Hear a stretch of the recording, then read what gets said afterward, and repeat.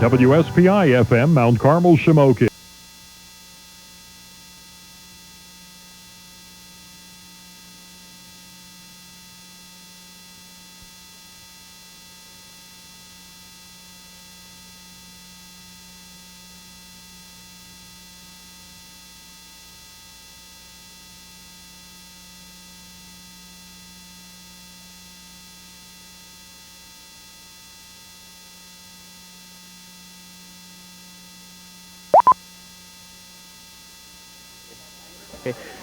Good evening, football fans. This is Phil Manning along with Brian Glendon. Happy to have Brian on board this year. This is Brian's first night, so we're breaking him in early here. Hopefully we'll see him later on in the season as we bring to you Shamokin Indian football, all the away games this year. We'd like to thank, right off the bat, we'd like to thank Tim Latchaw and his crew, the Sladisco brothers, Greg and Chris, our film crew here, and again, we'd like to thank Brian. This evening, the Indians take on the Blue Mountain Eagles at the Eagles Nest, and history in the making this evening as Blue Mountain has their first ever night game with these newly installed lights here by GE, and I'll tell you what, it's really a fine facility, Brian, and really lit up well, and hoping for some great action this evening. Yes, the lights are working very well. It's really lights are filled up. Okay, so the Indians take the field. That's all right, Brian. We've all been there. And right behind us here, we can't help but mention outstanding wrestler in his day. We have to put that on the end. In his day, Mr. Joey Bardell, taking the stats here for the Indians. So we hope to hear from him later on with the halftime stats. The Indians will receive the ball. As they say, right to left, they'll take the ball on your TV dial here. And back deep for the Indians, the speedster, Scotty Kurtz, and can't say enough about Scotty. And along with him back there, we have Jamie Washaleski, along with Chad Ritchie. So we got some real speed back there.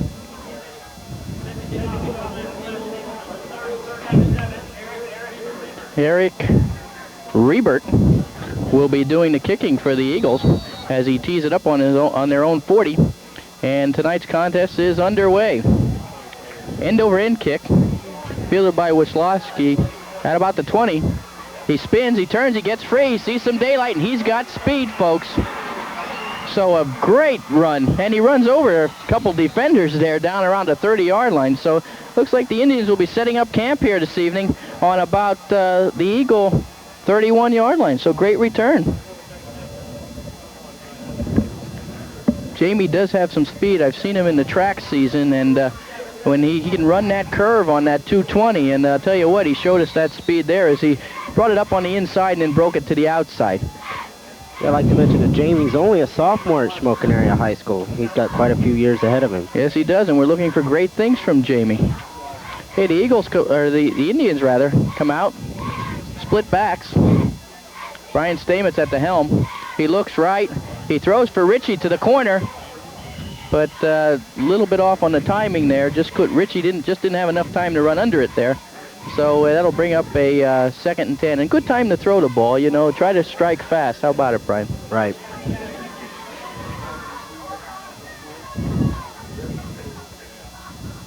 Indians make a few substitutions here.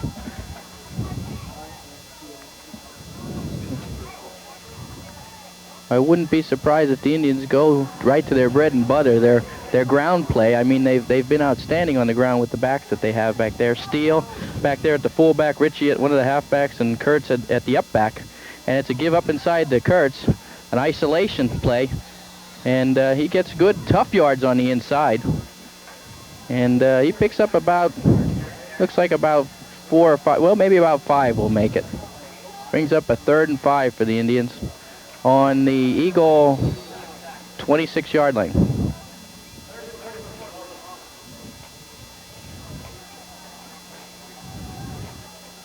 Indians come into this game 2-0. They had a little bit of a slow start against the Milton Black Panthers, but then once they got it on track, it was all Indians. And last week they looked impressive over North Schuylkill. Give is again to Kurtz. This time not much running room there as the Eagle defense does an outstanding job of filling the hole there. There was a little bit of a gap initially, but good pursuit by the Eagles.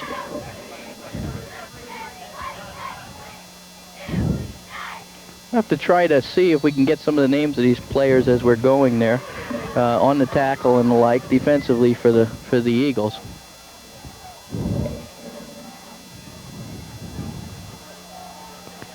Fourth and short for the Indians here. A big down for the Indians here.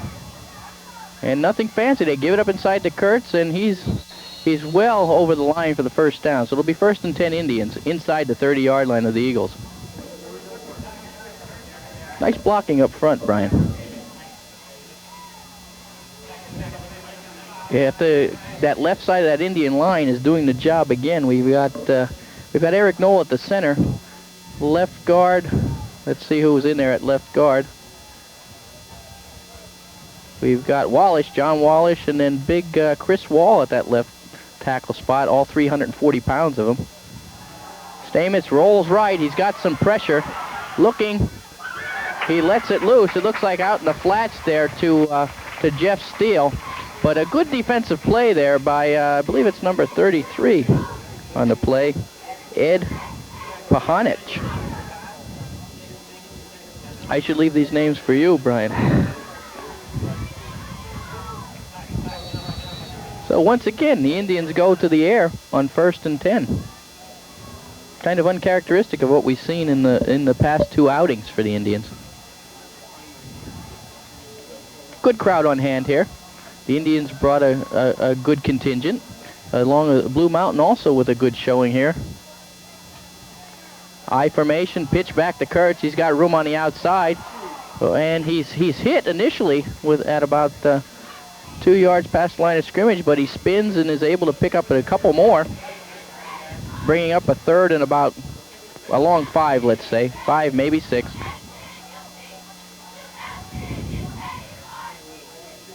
Indians hoping to draw first blood here. 9:30 left in the first quarter. Still 0-0 if you're just tuning in. Indians with a great return initially by Jamie Waslowski as he broke it down to about the 31-yard line of the Eagles. They come with the reverse here. And good defensive play there. Can we get a number on that, Brian? Defensively, it looks like number 30. Doug Hendricks on the tackle. Sophomore, 5'8", 145 pounds. So he did exactly what he was supposed to do. He stayed at home. That's definitely a cornerback. Why, that's one of your responsibilities. You always got to watch for that counter play, which they brought Richie back around. They had a little play action on the inside and brought Richie back around with the handoff, and he tripped them up. 4th and 5 here for the Indians. Indians wing left. Put Richie in motion. Stamets rolls. He gets pressure again from that corner. There's a pass to Richie, but he's well short of the first down. So the Eagles, even though they had their backs against the wall initially, they respond well, and they hold the Indians. And looks like they'll take over 1st and 10 on about their own 15-yard line. It was a good tackle by number 17, Jake Devan of Blue Mountain. Very good defense there. As they know, they have to respect Richie's speed. In fact, when you're down this close to the goal line, that might even be an advantage to the Eagles because they don't have as much room for Richie to roam down there. He's limited by the end zone, and they played him nice defensively. The Eagles come out in a split back situation here. 1st and 10. Go for a dive, straight up inside, and he breaks free, and he could go here. Number 26. Nathan Saucer. Nathan Saucer. For the touchdown. For the touchdown, and the Eagles bring this crowd alive as on a first play from scrimmage for the Eagles. They give it up inside on a simple dive play, just trying to feel out the Indians there. Number 26, Nathan Saucer, goes for 85 yards for the score. So it's the Eagles that draw first blood, and I'll tell you what, these Eagle fans on his side of the field are certainly excited because they've had a rough couple of weeks the last 2 weeks, and Boy, they're coming on strong. They break the big one, and I think the Indians are in shock right now, Brian.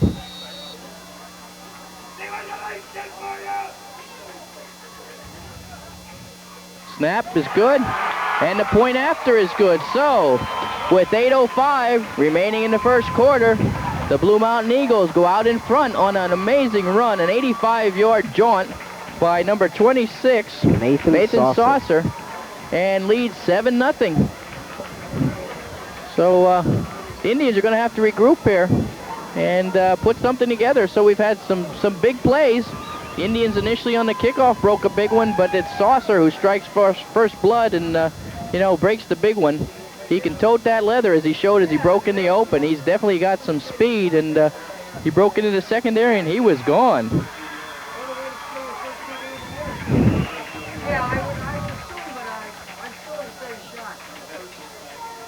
Again, Eric Rebert will tee it up for the Eagles. And as you look across the field, Brian, you can't help but notice that the Indian fans seem to be in shock.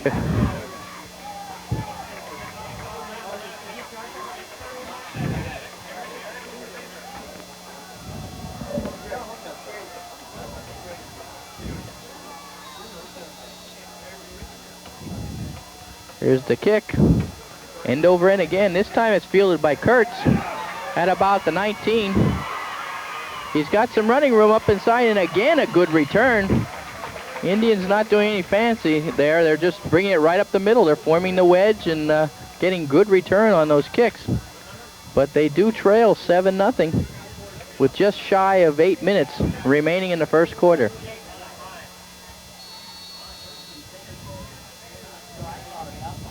We'll see if the Indians get back to the running game or if they open up with the pass like they have their last possession on 1st and 10 each time. Power I. Tripped up a little in the backfield, but Kurtz with that second effort. You've got to wrap your arms on a back like Scotty Kurtz. He's not the biggest fella in the world. Scott weighing in at about, let's see here. Scotty Kurtz, 5'6", 160 pounds, and I'll tell you what, not only is he a good runner, but that boy can wrestle a little bit too, Brian. State champion, of course, last year. PIAA state champ. Power I to the right. And the give is to Kurtz again, and he takes it outside.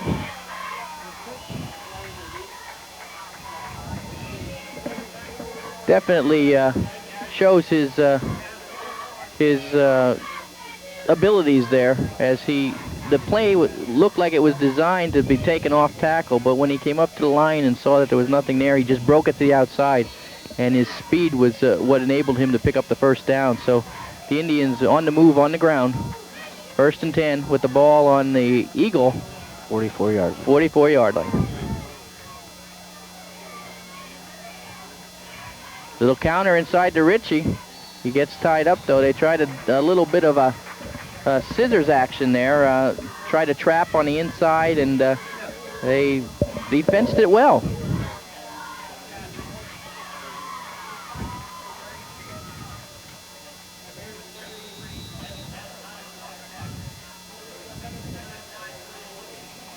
Second and 9 for the Indians.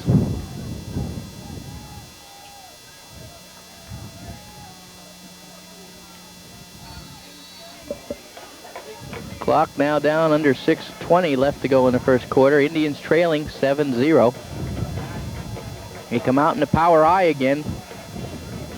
To the left this time. Give it to Ritchie as they sweep the right side. Ritchie picks up about 6 or so. Which brings up a third and about 3.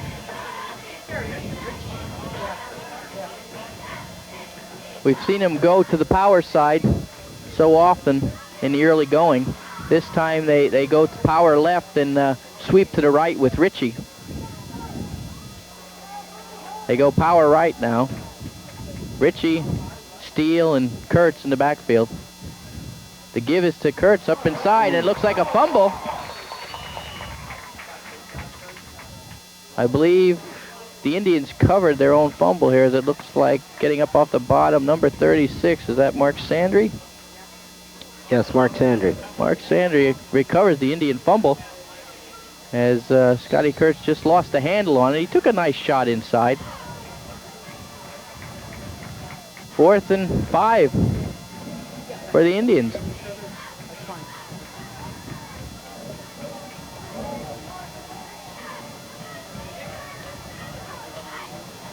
Again, power I to the left. Quick pitch outside to Ritchie. He cuts it back up inside, and there's a flag on the play. Looks to be in the vicinity of possibly a hold, and that's exactly what the preliminary call is. Holding against the Indians. Not right now. Declined as the Eagles take over on downs. So the Indian offensive machine unable to get untracked. And the Blue Mountain Eagles, let's give credit where credit's due. The Eagles have come to play football this evening, and defensively a good game plan as they've shut the Indians down in the early going here. And you know, we don't know what to expect from them offensively, as they've only had one offensive play, but it was a dandy as they took it 85 yards for the score. Quarterbacking for Blue Mountain, number 11, Mike Dresch, is just a sophomore. Blue Mountain area. He's doing an exceptional job. So we've got a young quarterback in there at the helm. They go motion left. Too much time, it looks like. So that's going to cost them 5, and that's the kind of mistakes that drive a coach crazy on the sidelines. That'll have him pulling out his hair, as you don't mind a lot of times penalties that are due to over-aggressiveness, but mental mistakes, you don't like to see those.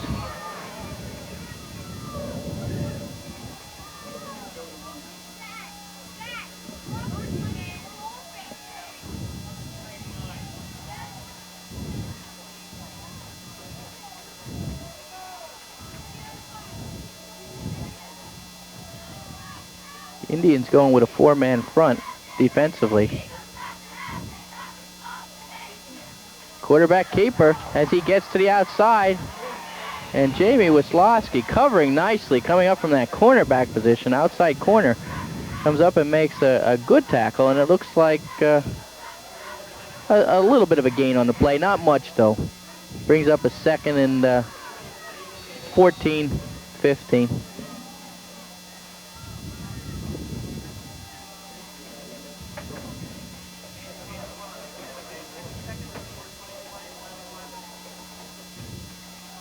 The Eagles come out in a split back. Split out to the left. They fake that dive up inside there and give to the 2nd man. But Jeff Steele covers nicely from his linebacker position. Filled the hole as number 32, Josh Miller, on the carry. 5'10", 160-pound sophomore. So we're seeing a lot of those sophomores in there this evening for the Eagles. So the Eagles evidently have a young team here.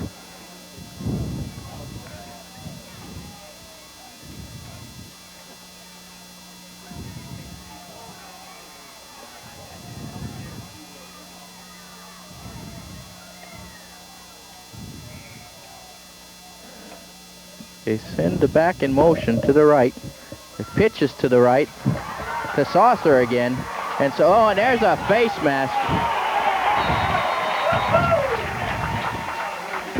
That was a blatant face mask there by the Indians, and it's going to cost them heavily. They had a big gain and first down to begin with, but they're going to tack 15 on, so that moves them down into Indian territory at about the 37-yard line of the Indians. So the Eagles moving the football.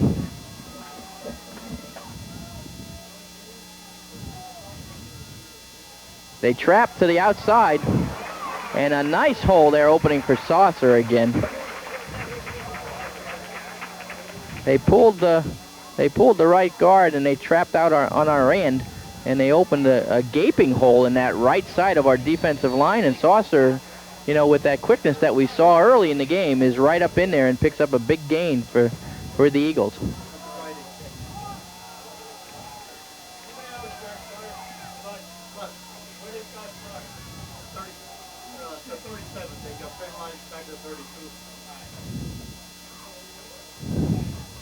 Go for the dive again. Pick up a couple. They will be short of the first down, however.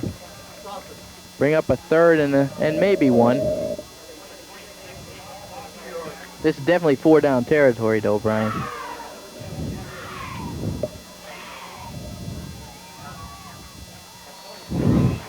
Third and one. Indian D needs to dig their heels in here.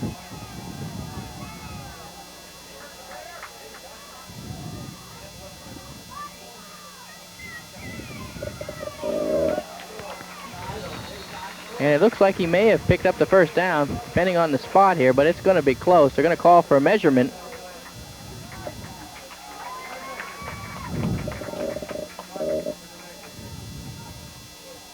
So they'll bring the chains out. What do you think, Brian? Do they have it or don't they? Looks like they've got it. Jeff Steele heading over to talk things over a little bit with the defensive coordinator.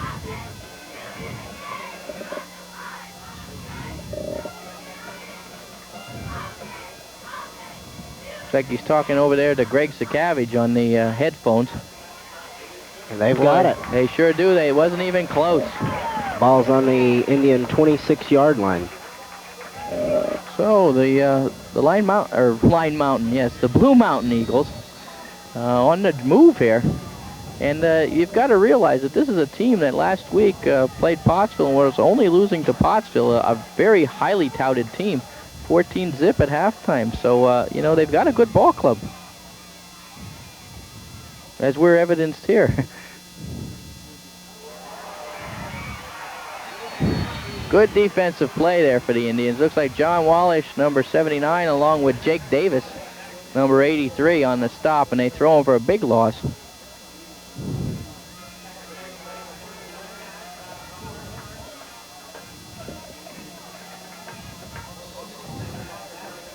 So what do they do here, Brian? They've been successful in moving the ball on the ground, but they've got a long way to go. They've got about 20 yards to go. Do they put it in the air here, or do they try to keep it on the ground and use their 3 remaining downs to get that first? Well, that's the end of the first quarter.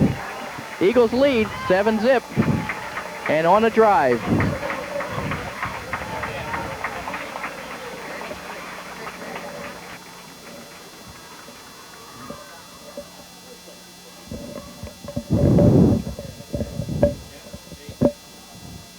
We must commend Mr. Latshaw here on these headphones. They're very nice. Much better than the equipment we used to working with.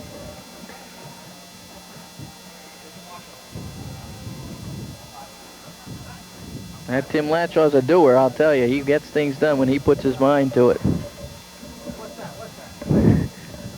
And we have to take this opportunity to mention that, you know, talking before the game here, we couldn't help but reiterate what a short crew we have. I mean, I don't think we have anybody in the booth here, possibly, from Shamokin anyway, over 5'6". That would be stretching it.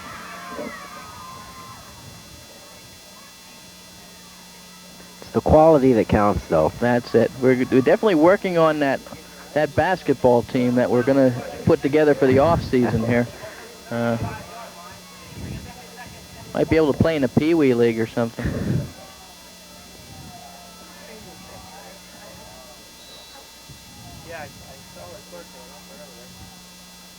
Indian D looks a little flat, though, Brian. When you look out there, they don't look they don't look like they have their heads in the ball game yet here, and they need to get fired up here and shut down this drive, or they're going to be looking at possibly a 14-point deficit early, and that could mean trouble. Flag on the play. And that flag coming in the vicinity where it's come from could be another hold.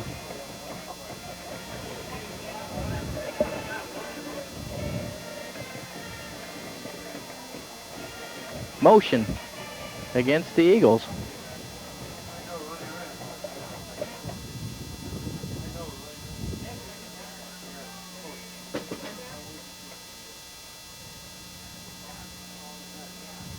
So that's going to cost them.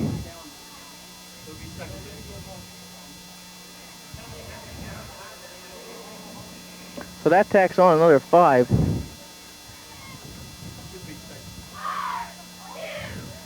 So, 2nd and 25 for the Eagles.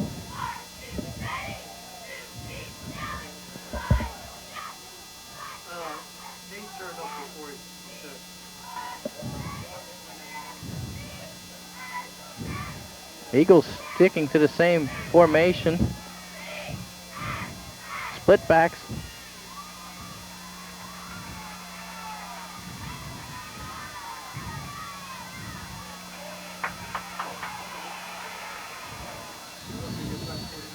And the Indians definitely have to wrap their arms on this Saucer fella here, because I'll tell you what, he almost split the gap there, and if he had, he may have been off for 6 more. He's a tough runner. 5'10", 170 pounds, nice size for a high school running back. And he's only a junior. So a very young ball club being fielded this evening by the Eagles.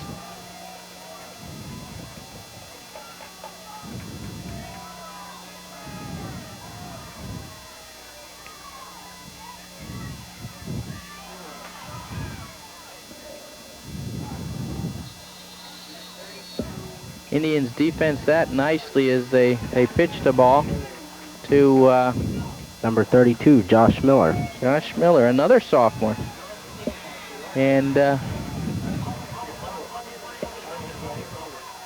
Shamokin Indians will take over on downs. So the Indians dodge a bullet there as the Blue Mountain Eagles were threatening for the 2nd time. And 10:24 left in the first quarter. The Indians still unable to get anything started offensively. Come out in the I formation. Give is to Kurtz. He jutes to the inside, then takes it out.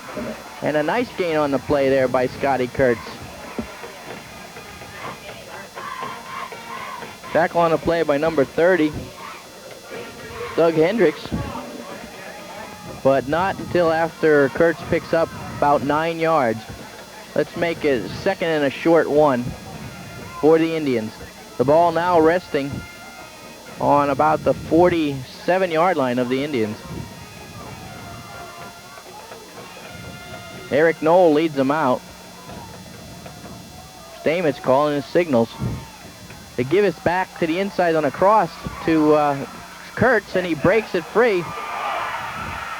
And Scotty Kurtz once again showing his elusive style of running as he just sheds potential tacklers there and moves the ball upfield nicely for a big gain for the Indians.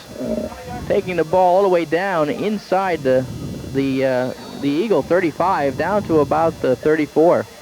Timeout for the Eagles, and a wise choice by the Eagles. They're up by 7. The Indians starting to get a little bit of momentum here. They take the timeout to try to, slow things down as far as the Indians are concerned.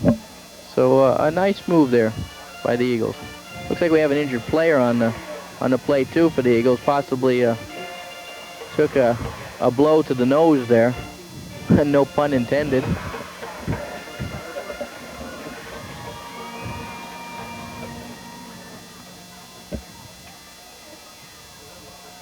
So the defensive coordinator of the Eagles out there discussing things with the Eagle defense, and Coach Schick out with the Indians out there talking over the game plan.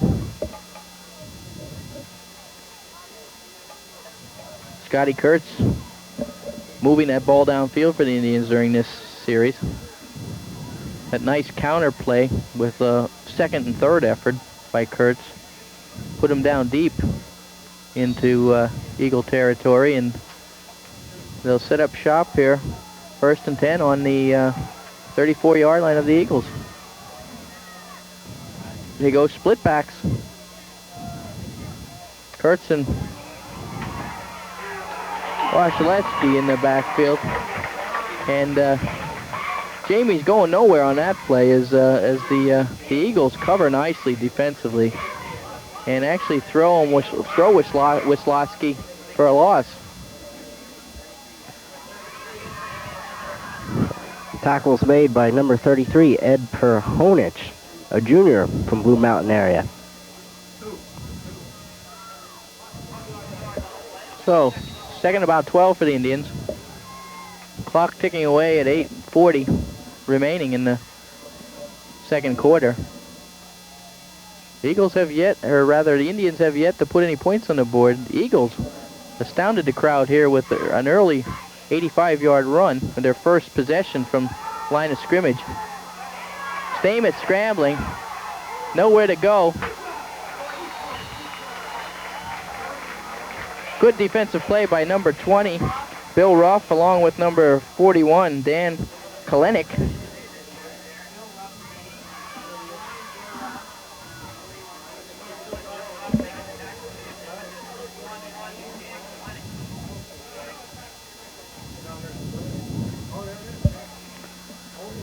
So there is a flag on the play.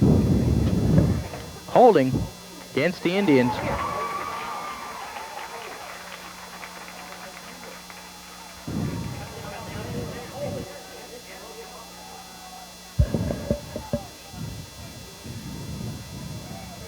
So they're discussing it with the blue captain, and it looks like the signal from the sidelines is take them back, and that's exactly what they're going to do, as they're going to march this one off.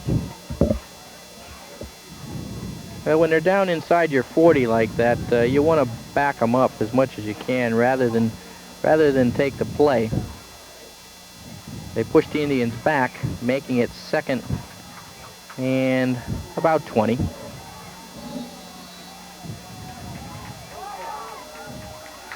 Indians come out with Ritchie and Davis split wide to the left. Split backs in the backfield. Throw is out to Ritchie. One-on-one out there. And a nice open field tackle there by number 20, once again, Bill Ruff. So Ruff having a good game defensively early here.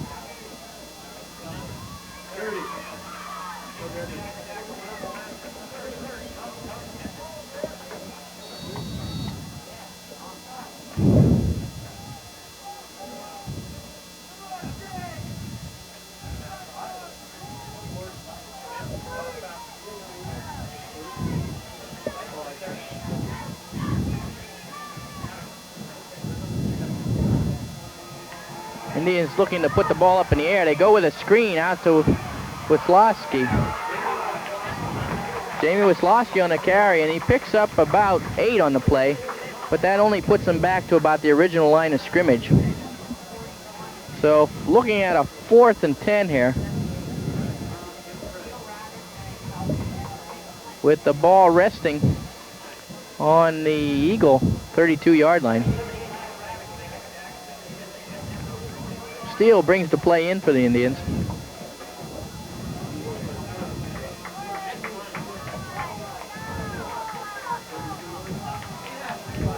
Indians come out and split backs. Ritchie and Klebon split out to the left. And releasing over the middle nicely from his tight end position is Jake Davis. A little bit of play action there, and they dump it off to Jake for a big gain on the play and a big first down for the Indians as they move the ball down inside that red zone, inside the 20-yard line, as they start off here now 1st and 10 on the 22-yard line of the Blue Mountain Eagles. A nice play by the Indians. Good choice offensively. So the offensive coordinator there reaching into his bag and pulling out a winner.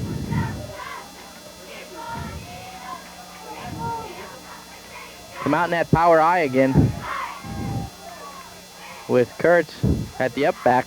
The fake is to Ritchie, and Stamets keeps it around the left side. He cuts it back inside, and he picks up a nice gain there. He takes it down to about the 11-yard line. So they kind of the naked reverse, as it were, as they the flow of the play was to the right side of the field. They took all backs from that power I to the right, and Stamets faked it and kept the ball around the left end for a nice gain on the play of about 6. Brings up a 2nd and 4th from the 11-yard line. Power I left. The give is to Kurtz up inside. And they don't pull any punches when they overload that left side. You pretty much tell where they're going. They pretty much just tell you, try to stop us, here we come. They overload that side. They got Wallish over there, and they bring Heitzman over. And they also have Waugh on that side, so they've got some beef on that side when they go in that Rhino offense, as it might be called. Same thing again, and he's close. He's down to about the 1 yard line, if not inside the one. So again, they just go that power left and just take the football right at you, right down your throat, as it were. And I would think from here we'll probably see the same thing, Brian. I don't think you're going to see anything fancy. You know, there's no way that they should be able to stop us with that size we have on the left side of that line.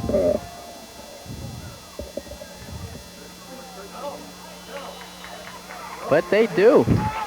They stop them. So good defensive play by the Eagles. We have an official's timeout. No, rather, Shamokin calls a timeout. Brings up a third and maybe a foot. So the Indians, late in the second quarter here, knocking at the door. 2 downs to go from the one, from inside the one. But that Eagle defense showing its savvy as it holds the Indians on that last play inside the one.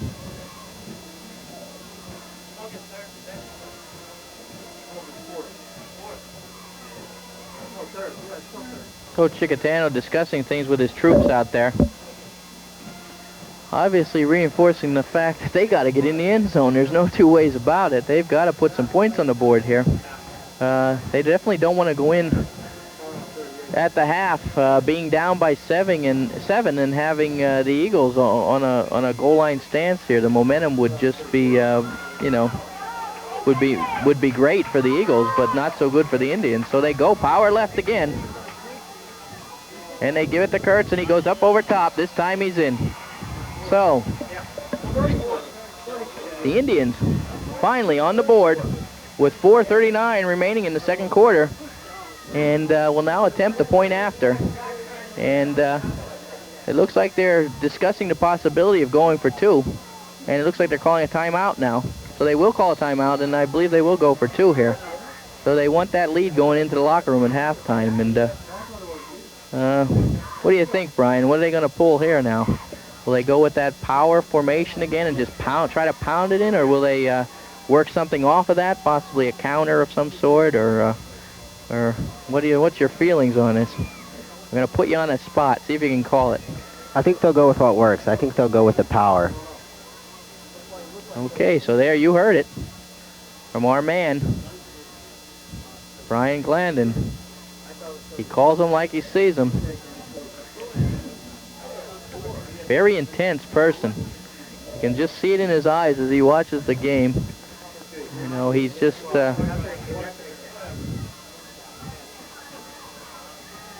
he eyes up the situation, and let's see what his predictions, if they come true here.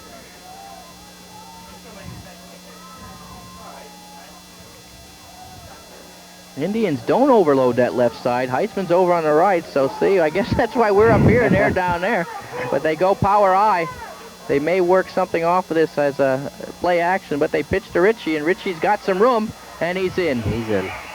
So a nice run by Chad Ritchie as they went to an offensive set that split out the defense a little bit more than that power set does, and it gave some seams and some gaps for Ritchie to work, and Ritchie comes back on the cross buck type play, and so Scotty Kurtz on an over-the-top 1 yard plunge, and the point after, the Indians opt to go for 2, and they are successful as the pitch is back to Chad Ritchie, who comes from his split position on the right, his slot position, as it were, rather, and shows a little bit of fancy footwork, cuts it up inside, and puts 2 points on the board and puts the Indians ahead 8-7.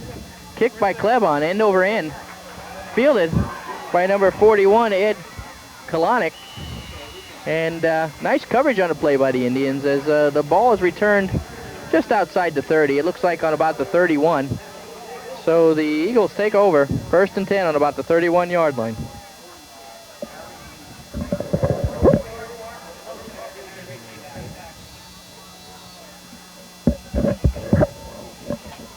We're also joined in the booth here this evening by a great Indian football fan.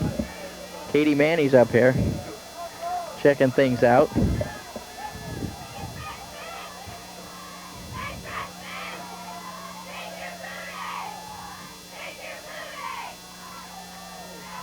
Little play action, pass over the middle. And it's incomplete. Bobbled around a little bit as he received a hit just as he touched the football. Broken up by, I believe, Ritchie along with Slotsky, if I'm not mistaken.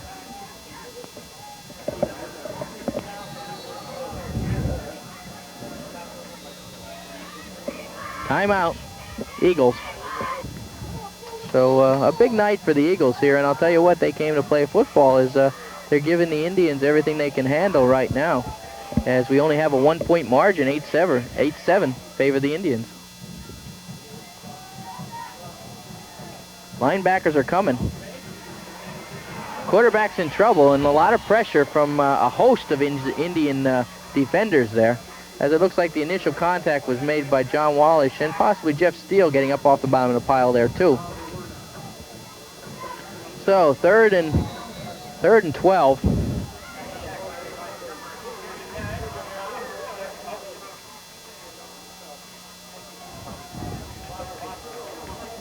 Indian defense thinking pass all the way here, of course. Watch the draw, the screens.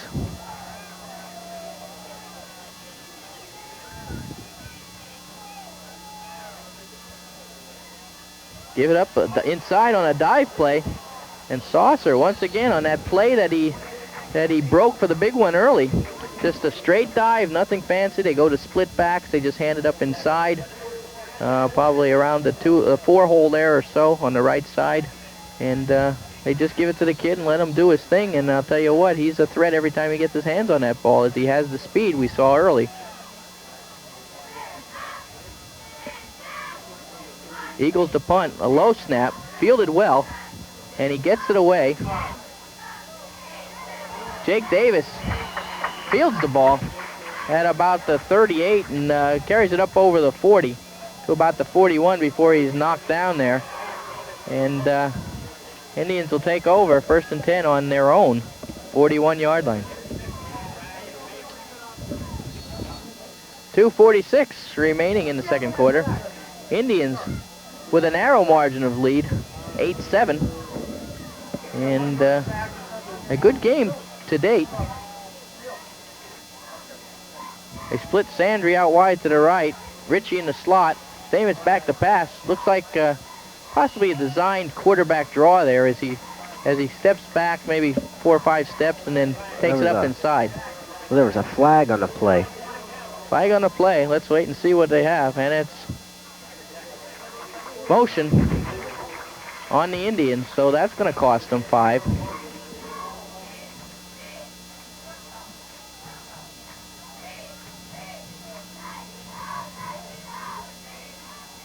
Declined by the Eagles. They want the down, so that makes it 2nd and 10. Maybe 2nd and 11 with the loss on the play there.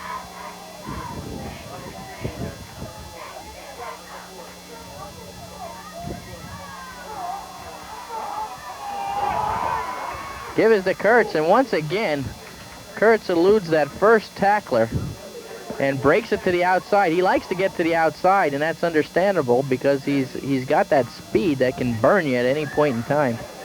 And he breaks a big one on 2nd down. It was 2nd and about 11, but it's 3rd and about 1 now. So Kurtz with a fine gain on the play, pickup of about 10. They went with the draw. They went with the single back set.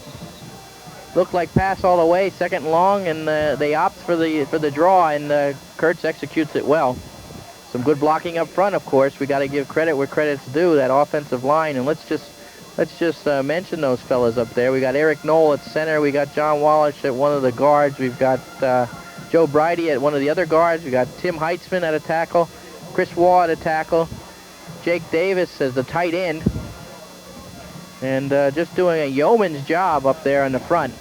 As they say, the game is won or lost in the trenches. And the Indians doing a fine job here this evening.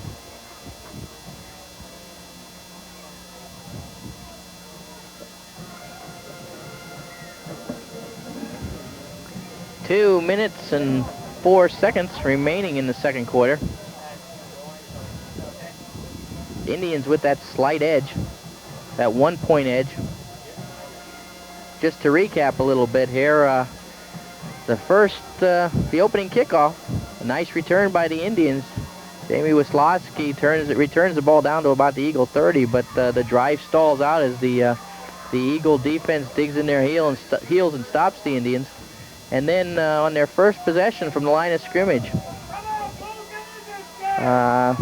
Nathan Saucer breaks an 85-yard run on a simple dive play to hit pay dirt for the Eagles and takes them up 6-0. The point after was good, making it 7-0. And the Indians struggled early offensively, but now seem to be on track as they eventually got on the board with a 1-yard plunge by Kurtz, followed by a 2-point conversion by Chad Ritchie, making the score as it stands now 8-7. Jeff Steele on a carry there. You don't see Jeff carry the ball that often. He's back there primarily as a blocking back, but he did an outstanding job there of getting the ball upfield, shedding a few tacklers as he went.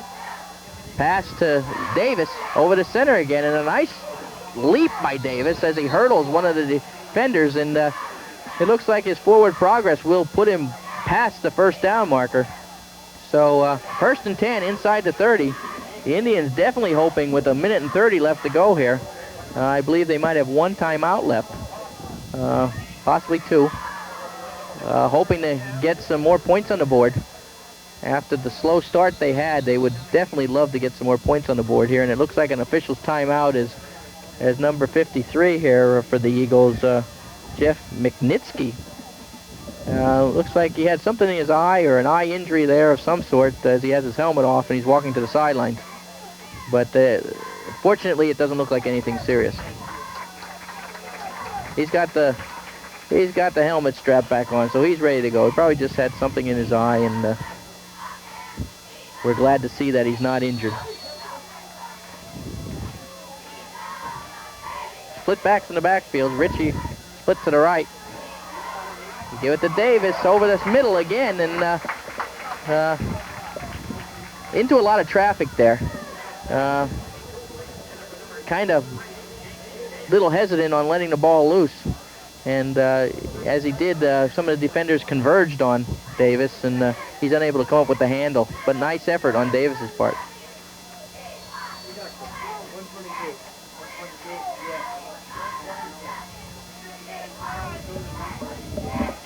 .122 remaining. Eagles bring Ritchie and Davis out to the right. Split backs. They're going all the way to Ritchie. And touchdown, Indians, as they send Ritchie on the flag. And once again, we've seen it so many times. They put Ritchie out there in the slot. They split Davis out. And they kind of run a crossing pattern there with Ritchie heading for the flag. And they just lob it up there and let Ritchie's speed carry him under the ball. And they've been successful so many times. We saw it last year, and we see it again this year. And the Indians getting what they had hoped for. Some more points on the board, making it 14-7 with 1:16 remaining in the first quarter. Going to get to see Greg Klebon here, warming up the leg. Quite a kicker in his own right. Stamets will hold. Snap by Petey Beck. There's the snap. Ball's down. It's up, end over end, and it's wide to the left. So, fortunately, they did pick up 2 with their first score. With 1:16 remaining, the Indians out in the lead, 14-7.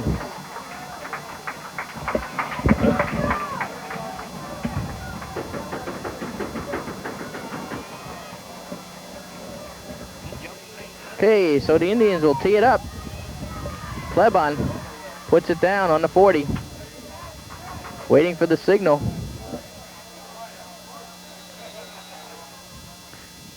He gets his foot into it, end over end. Fielded by number 32, Josh Miller. And a whole host of Indian players all over him.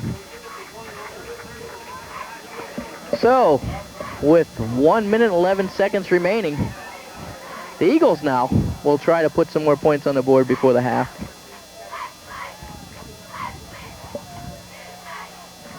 Because the Indians have taken the lead 14-7. But this Eagle team, I'll tell you what, they're right in the thick of things here. They've played well in the first half. Defensively, they've hung tough, and offensively, they have moved the football. So we're looking forward to a good second half.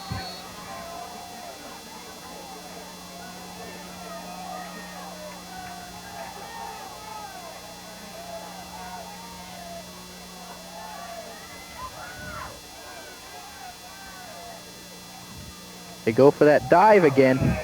And there's a fumble on the play. Picked up.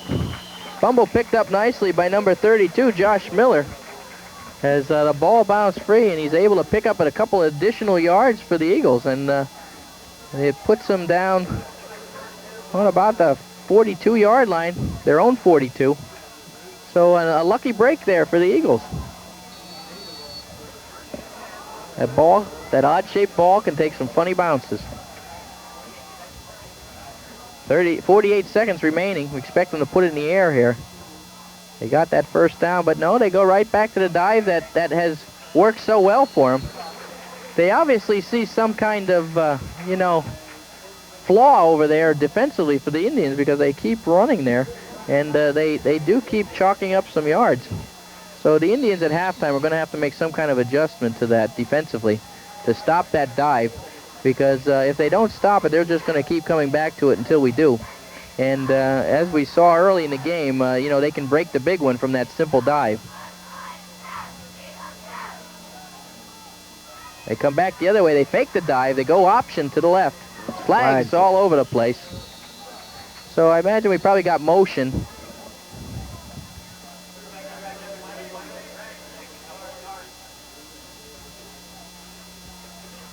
Indians will take them back.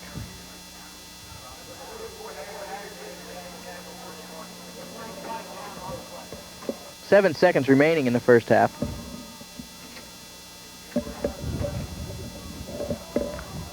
Thought we went dead there for a moment.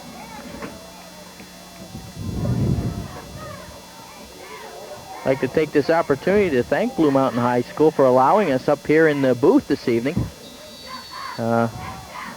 Nice facility here. One they can be proud of.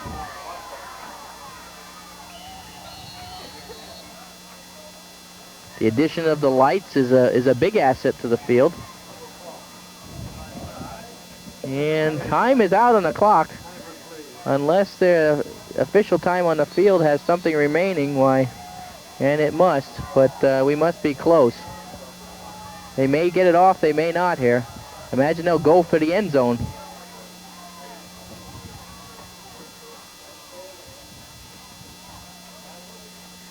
And they do go deep. They throw it out there. Two defenders. And an interception there by Tony Benedict, number 33 for the Indians. Nice defensive play. And there we have our first half of play. Shamokin Indians out in front, 14-7 on a hard-fought first half.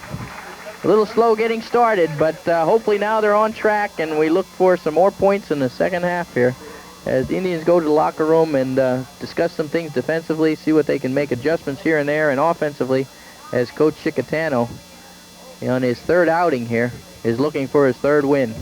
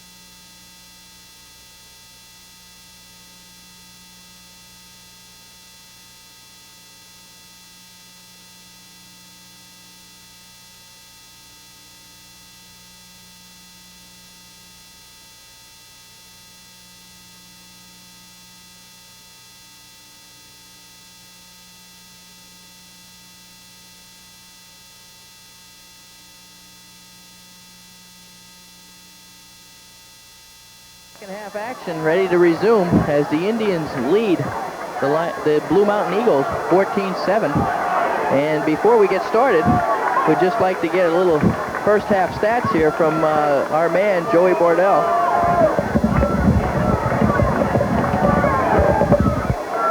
Glad to be with you tonight from Blue Mountain Stadium on offense. We have Scotty Kurtz with 14 carries for 77 yards and the 1-yard touchdown run. We have Chad Ritchie with 4 carries for 8 yards.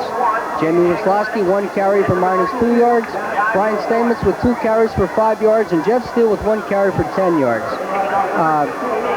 Our quarterback, Ryan Stamets, has completed 6 out of 9 passes for 69 yards and a touchdown.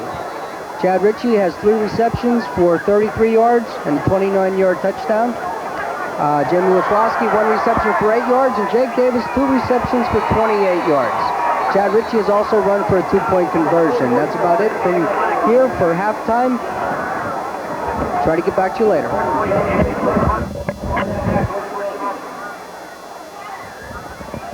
Okay, thanks, Joe. We appreciate that. Our man with the stats there, Joey Bordell, the only stat man that stays in the booth all year round. So, Indians kick it off for to begin the second half, and Line Mountain, or keep saying Line Mountain, Blue Mountain having a little trouble fielding the football, and they'll take over 1st and 10 on their own 20-yard line. Again, they come out with that dive to the left. Give us the Saucer, I believe. No, number 33. 30. Doug Hendricks on the carry.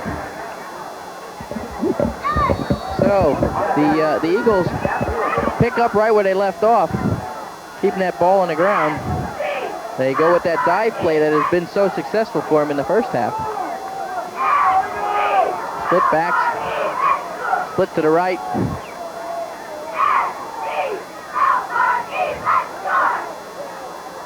The give is up inside again to Hendricks.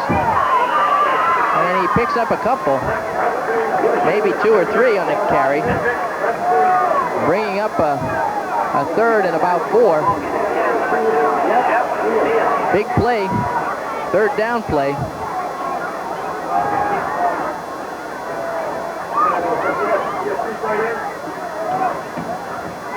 Well, with 3rd and 4, they're liable to still keep it on the ground here, Brian.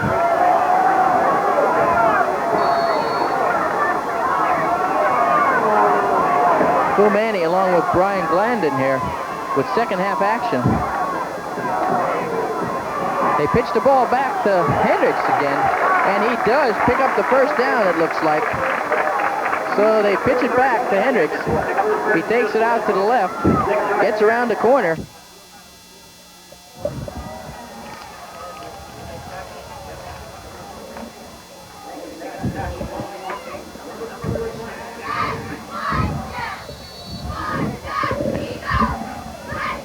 And it is a 1st and 10 for the Eagles on their own 31-yard line.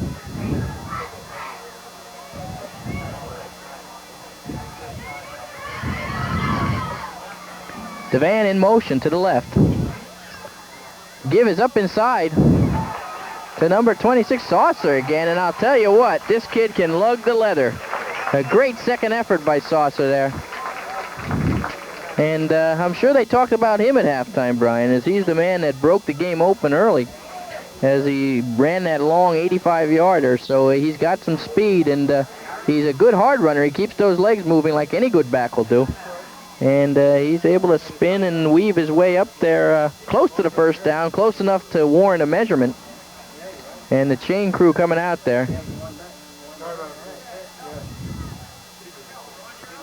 And it's a first down. Easily a first down by 3/4 of the length of the football.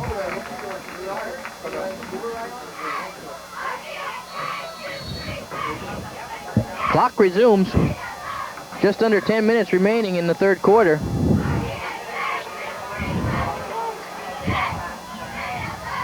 Dress sizes up the Indian defense.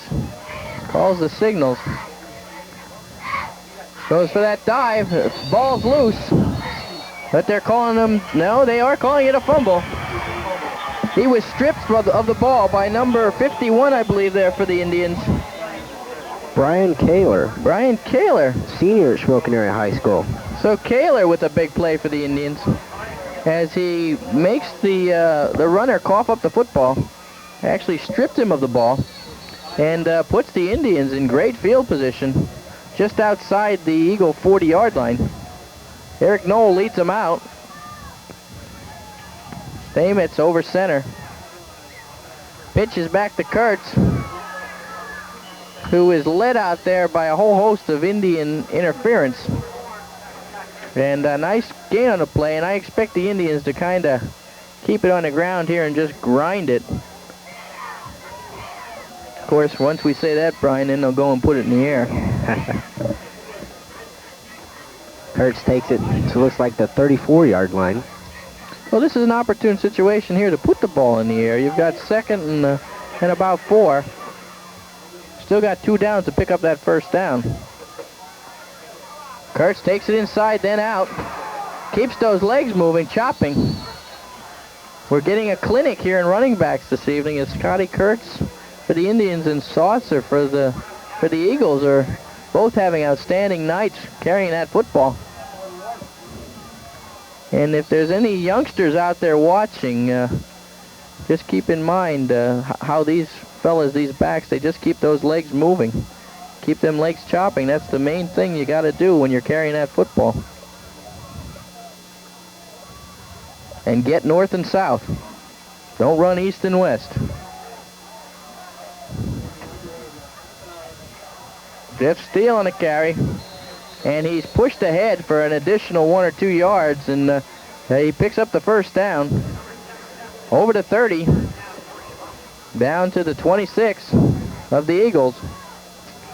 So the Indians knocking on the door here, approaching that red zone. Nothing fancy this second half as the Eagles came up with, the Indians rather, came up with the fumble. And have just been keeping it on the ground, running Kurtz and Steele with 1 carry. Ritchie this time. Ritchie makes a nice move inside and gets it upfield.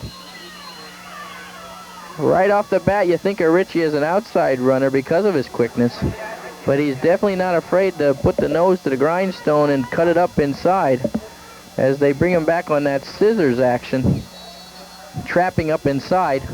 Opening a nice hole, and again, those boys up front doing an outstanding job. Eric Knoll at center, your guards, Joe Bridie and John Walsh, Timmy Heitzman and Chris Wall, along with Jake Davis at the tight end position, doing an outstanding job for the Indians.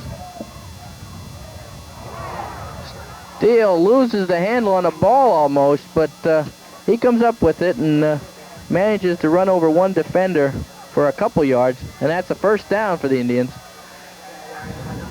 So, ball now down inside the 15-yard line.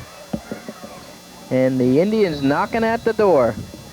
Timeout, Eagles. So the coach wants to talk it over with his players here, and a wise choice because the Indians have just been moving along at a clip here in the second half. Hashing out 5 or 6 yards per carry, I'm sure. What do you say to him in there, Brian, at this point in time? Dig in, that's right.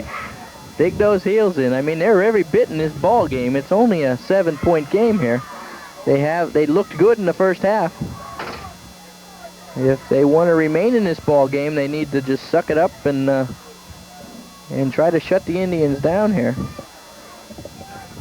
Not only would it be important to keep the Indians out of the end zone point-wise, but that big momentum could definitely swing in their favor should they be able to surmount a good defensive stand here.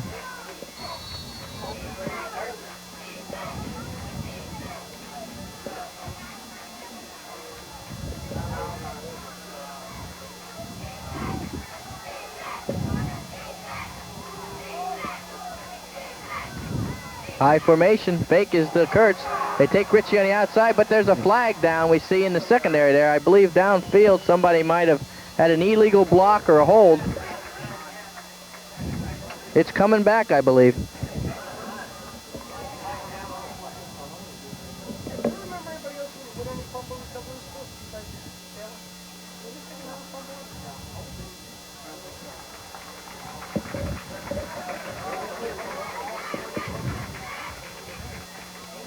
Flags against the Indians. We're looking for the call here. Holding against the Indians.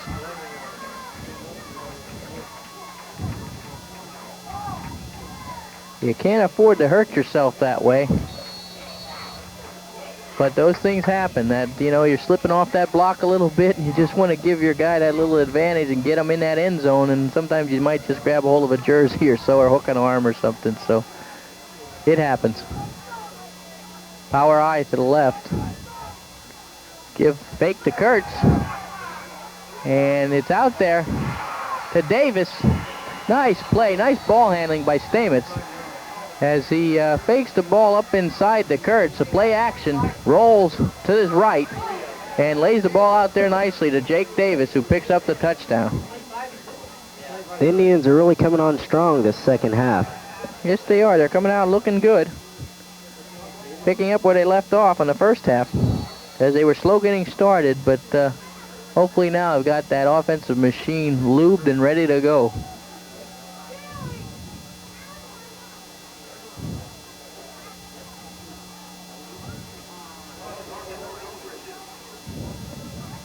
Indians opt to go to 2. Oh, they tried a little bit of a slant in there to Ritchie, but the ball thrown a little bit behind him. And with 6:20 remaining in the third quarter, 20-7, favor the Indians. I think we should take this time to comment on the halftime show by the Shamokin area marching band. Outstanding job once again. Well choreographed and outstanding instrumentals by the Indian band. The crowd really seemed to enjoy it. Yes, they did. Very appreciative of our band here on the Blue Mountain side, as they, showed their appreciation and applause. So congratulations, guys, on an outstanding halftime performance under the direction of Mr. Lawrence Cooper out there. So Coop is still 3-0 as we go into the season.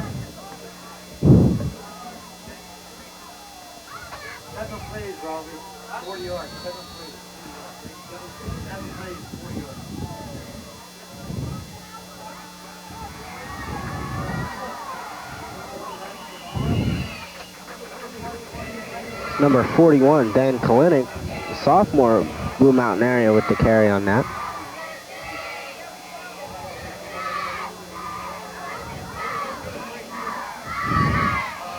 So, not bad field position, though. Starting at their own 30-yard line. This is where they started on their initial possession of the game and broke it loose. Just over 6 minutes remaining in this third quarter of play.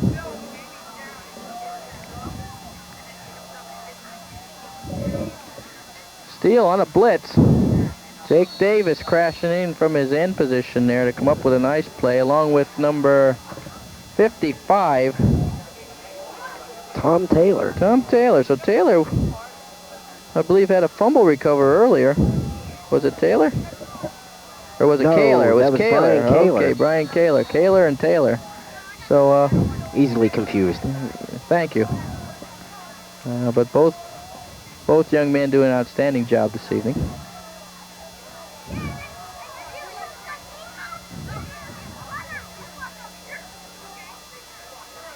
Pitch out to Hendricks to the right side. Quick pitch. And he picks up a few. Tackle is made by number 75, Tim Heitzman. Tim Heitzman. Let's see if we can get a line on who are on our defensive players there. We've got, looks like Carl Baskin at the left end, defensive end position. Tim Heitzman, left defensive tackle. Tom Taylor over the nose. And we got on the other side are John Wallish at defensive end, and number 70, 76 over there, Jason General. No, 78, I'm sorry. Bob Kozlowskis. Bob Kozlowskis in there. So good offensive line play on that play for the Eagles as they bust open a gaping hole in that Indian D. And nice run up inside. Breaks it for a big one. Big gain for the Eagles. 1st and 10 on the 47-yard line, their own 47-yard line.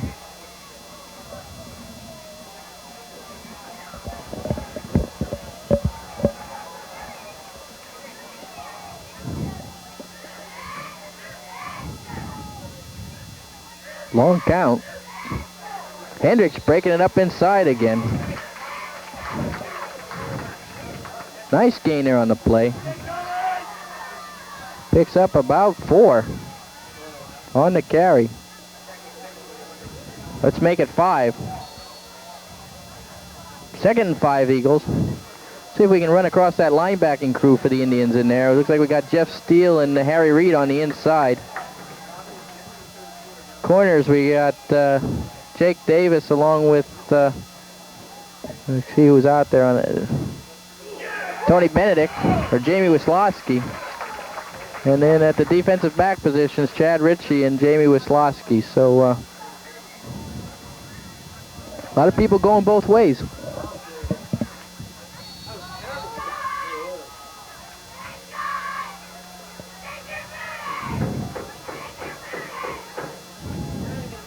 Third and, let's call it a foot, if that.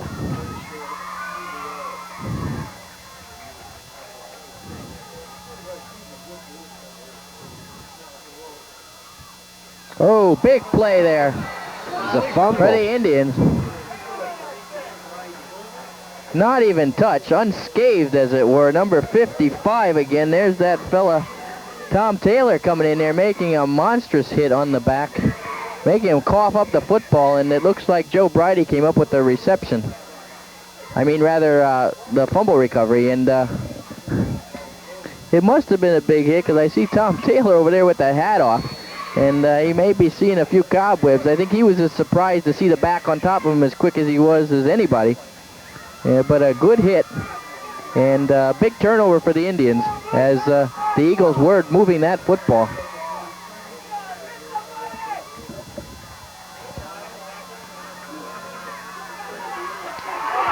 Interception.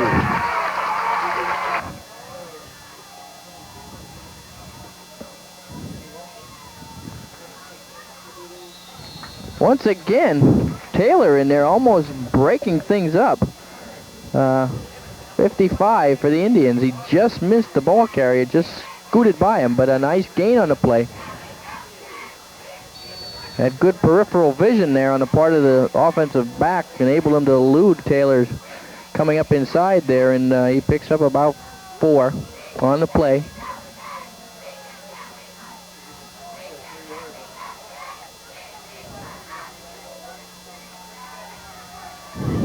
Pitch to the outside, to the left. Defense nicely out there by Wisłowski. Jamie Wisłowski on the play from his corner position. And that's the way you got to play that corner. You got to come up hard and fast and put the pressure from the outside in, and that's exactly what he did. As he came up on the pitch man and shuts him down for no gain on the play.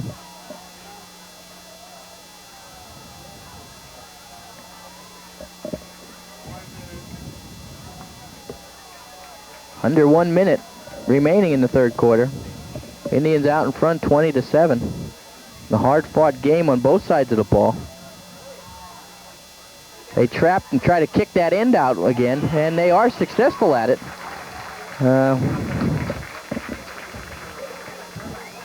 Scooting up there for the first down for the Eagles. Looks like, was it Saucer again, 26? I believe so. So another big first down, and the Eagles start to move that football again. They have moved the football. They've just self-destructed at times.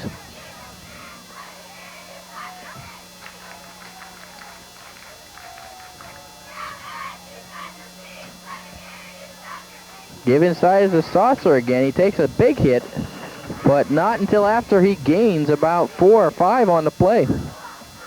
So they're just pounding it up inside there. They've evidently feel that they can work the inside of that offensive or defensive line of the Indians, and they have been somewhat successful. And that'll end the quarter. 20-7, Indians' favor. With the Eagles on the move once again. Hey, we've seen a lot of action tonight from Nathan Saucer. Yes, we have. He's been very impressive.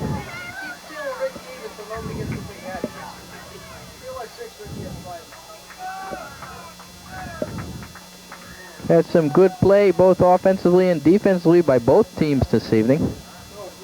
It's been one of those games that, you know, is definitely not over yet. You got a whole quarter of play remaining. We've got a 13-point difference, and, you know, that's not substantial enough to call this one over yet. Shamokin was really slow to start with, but now they seem to come alive. Yes, they have. They have looked better as the game goes on here, but again, let's not take anything away from these Eagles. No. They have moved the football. Like we mentioned earlier, they have at times self-destructed in that they've hurt themselves with penalties and they've had a few turnovers. But, you know, some of those turnovers naturally coming from good, hard defensive play on the part of the Indians, so we can't take that away from the Indians either. So good football tonight. A good night for football. You got, you know, you got the new lights in the stadium. You got great weather, and you've got two teams that are just going at it, toe to toe. And nobody's leaving their seats for this one yet. That's for sure.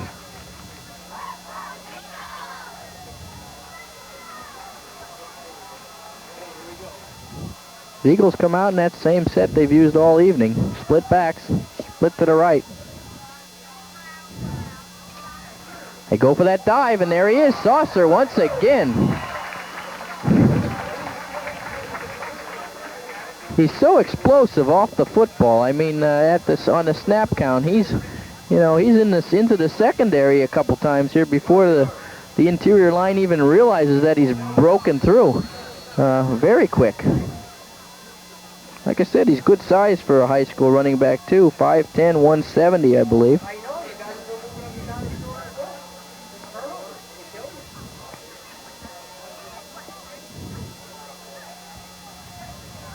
Again, they go the opposite side now on the dive. Pick up a couple. Nothing fancy, just hard-nosed football. And they're being successful at it, just haven't been able to get it in the end zone.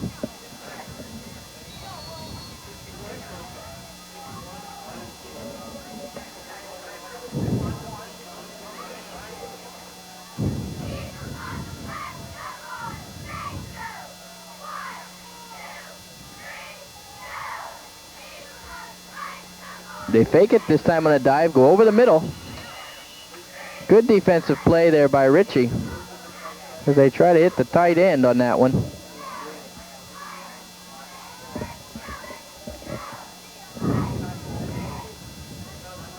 Was that Dullard? I believe so. 65? Is that who they tried to throw it over the middle there to?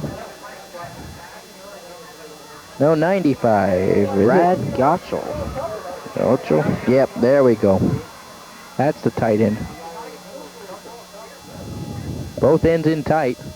They kick out that end again, try to take it up inside, but this time Indian defense is more than adequate for the task. His steal makes a good hard hit. Something we've seen this fella do for the past 3 years now in his 4th year. He's stepped right in there as a freshman and has been able to do an outstanding job and a good hard hitter. And the Eagles will punt. Doing the punting duties is Eric Rebert, number 37. He gets a foot into it. It's a low kick. Be fielded by Ritchie at about the 15. He looks right. Hesitates a little bit, but gets it upfield. Gets it up over the 30. It's about the 32-yard line, I believe.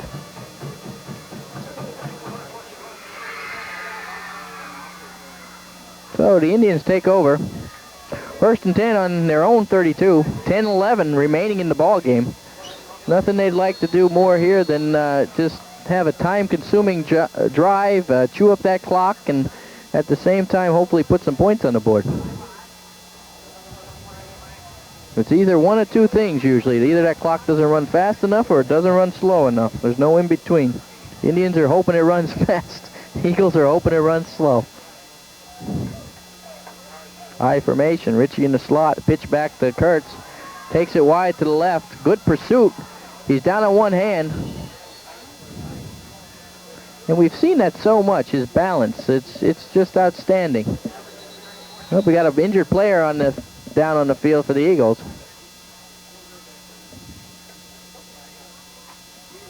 Red Barnhart out there on the scene from the Indian sideline, along with Doc Twigger, and the Blue Mountain contingent comes over to check him out. Looking at a knee, possibly. It looks like they have that leg up there. A little of that varus and valgus stress. Brian just looks on anxiously. We got a number 33. 33, Ed Perhonich. But he looks like he's moving well. I think he just got that knee a little twisted. He looks good. I'm glad he's walking well. He's not limping or anything. He's upset. I think he's more upset with himself than anything. He needs a chiropractor. Very good. I'm glad you said that, Brian. See, you don't say much, but what you say is wisdom. That's right. You have any chiropractors in mind? Oh, nice run by Steele there as he picks up the first down for the Indians, it looks like. There goes number 33, right back out. Just a little shaken up, that's all. Hendricks on the tackle. Yeah, it's one of those things that's mandatory that after they are shaken up on a play like that, they have to sit out for one play. And again, we're glad to see no injuries tonight. It's always good to see. Indians go split backs. Kurtz and Steele back there. Stamets wants to throw the ball. He looks out to Ritchie. Ritchie one-on-one. Breaks free of the first defender. He gets tied up, and a whole host of Eagles may in on the tackle. But it looks like with his forward progress that he's going to have the first down. He's going to have it by a yard or two. So 1st and 10 Indians. Nice pass by Stamets. Stamets is doing well this evening. He's put the ball up in the air maybe a dozen times or more, maybe 15. And what do we got there, Coach? How many times is 7 for 12?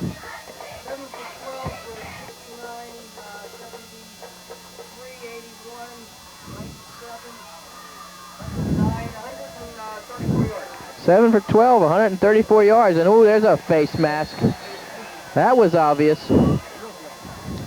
His feet kept going, but his head stayed there. I mean, you could see that. You could see that from up here. Hey. So Kurtz about had his head ripped off, but he doesn't look any worse for the wear. Flags came from all directions there. I think everybody that had a flag in their pocket threw in on that one. And I think I'm getting cauliflower ears. Not used to wearing headsets.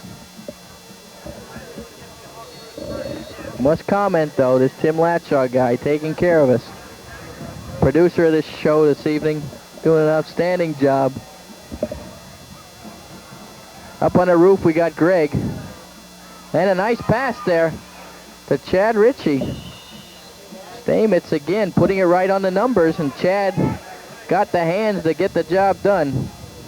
So the Indians moving the football here, threatening again with 8:11 remaining in the ball game, down inside the 15-yard line.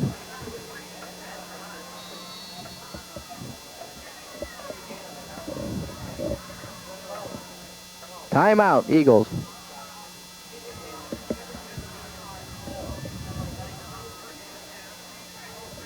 Chris Disco doing an outstanding job this evening too. Our sound man. It's a team effort. Everybody doing their best and bringing it to you. Without him, we wouldn't be able to bring it to you.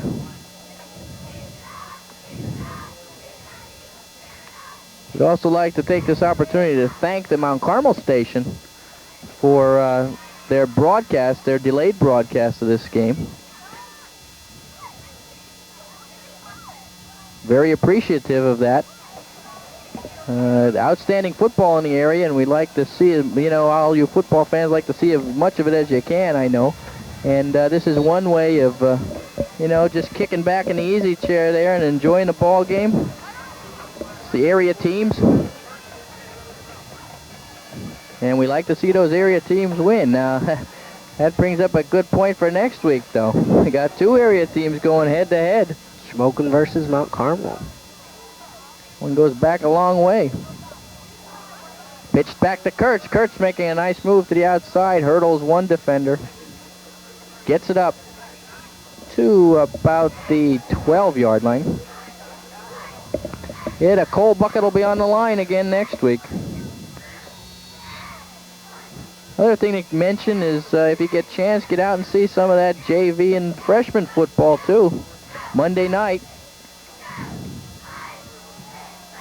Monday nights seem to be the nights for freshman and JV ball.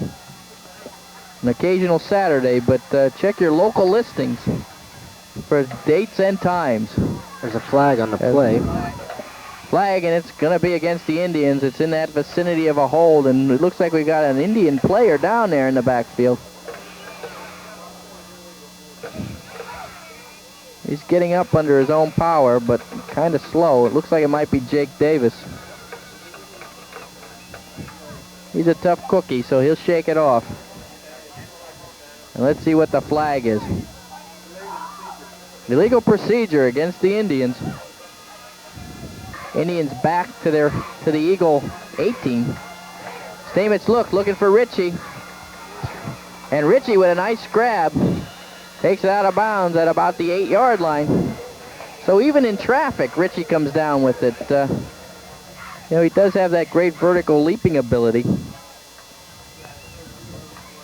I mean, it's been said before, but definitely a Division I prospect with that quickness and overall athleticism. So the Indians right at the door and knocking. They go to that monster set there to the left. And they give it to Kurtz, who's got a lot of running room there. They pound it down to the 5, or maybe even inside the 5.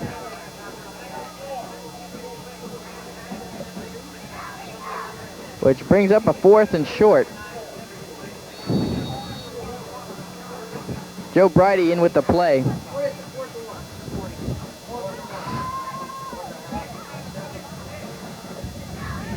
I'll just get out of the way here a little bit. Indians looking to go to that lopsided line as they overload that left side of the line. There's Kurtz for the first down. Easily. And that puts them in a great situation. 1st and goal from, what do we call it, the 3 maybe? 1st and goal from the 3.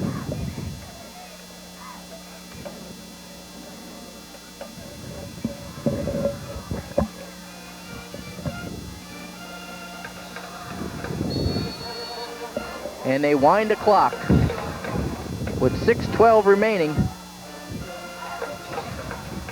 Indians down on the Eagle 3. Hoping to put some more points on the board. They overload that left side again. Give it to Kurtz, and he's in. No, he stopped. It looked like he was going to go in. There was a crack there. There was a nice seam. No. And we got a flag. A late flag, so somebody either said something or... We'll have to see who it goes against. We got a player down on the field. Looks like a Blue Mountain player. It's number 33 again. And he's mad. But he'll have to sit one play out.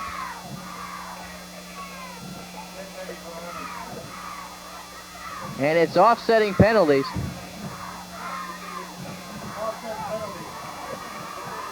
Offsetting penalties, so we'll resume action on the 3. Let's repeat that down.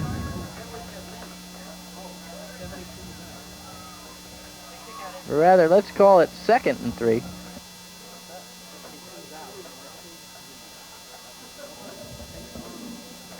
And it looks like they may have ejected a player here.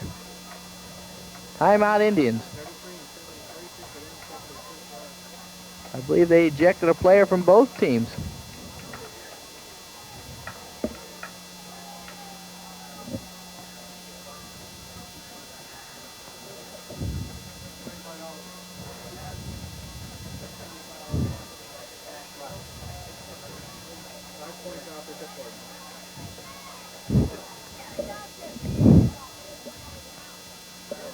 So the Indians hoping to put some more points on the board here.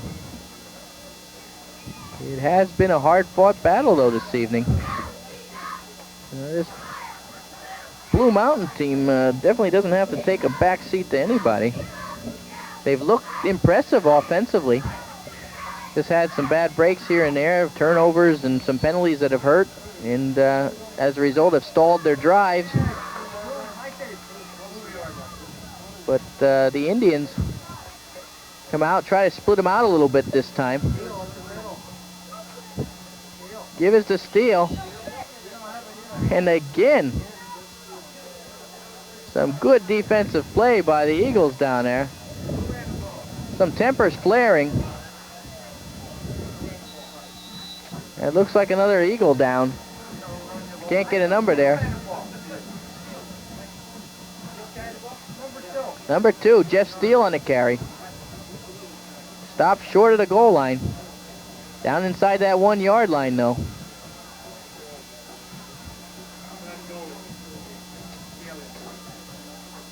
Can't get a number on that injured player out there for the Eagles.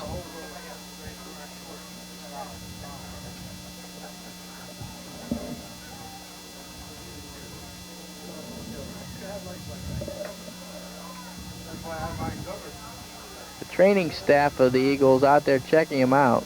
Again, it looks like they're working on one of those lower extremities. Possibly a knee, ankle. And those kind of pile-ups, you can get twisted in all kind of directions, and somebody's always going to be grabbing a leg and twisting it. Yeah, that's a voice of experience talking there. Number 74 was the injured player on the play. Jason Homan. 6 foot, 235-pound senior, so a big boy. But he looks like he's doing well. He's on his own power here. He may be a little bit of a wobble in his gait there, but not too bad.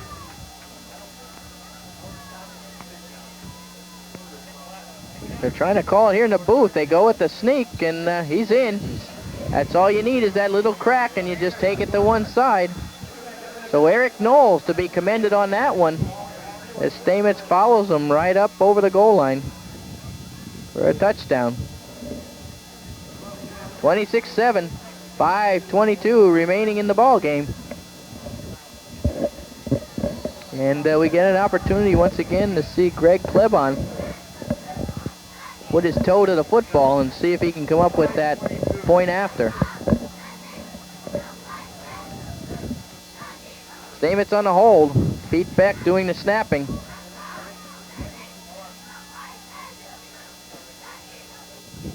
Snap is good. The hold is down. The kick is up. It looks good from here.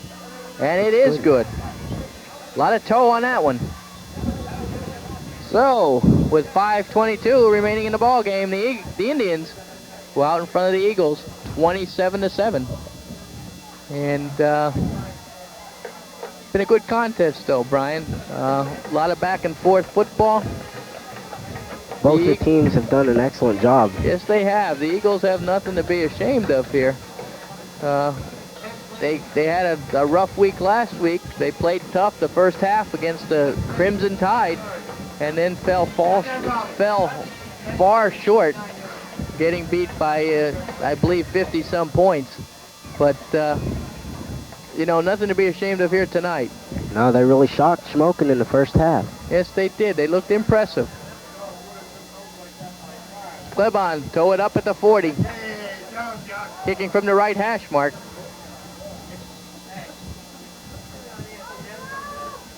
puts the toe to the leather.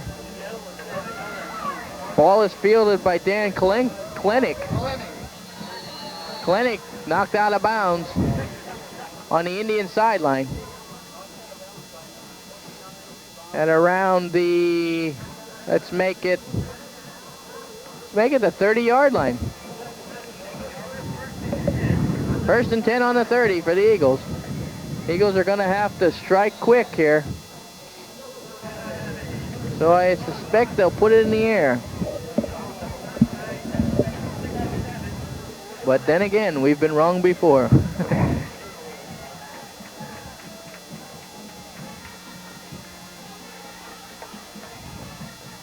Case in point.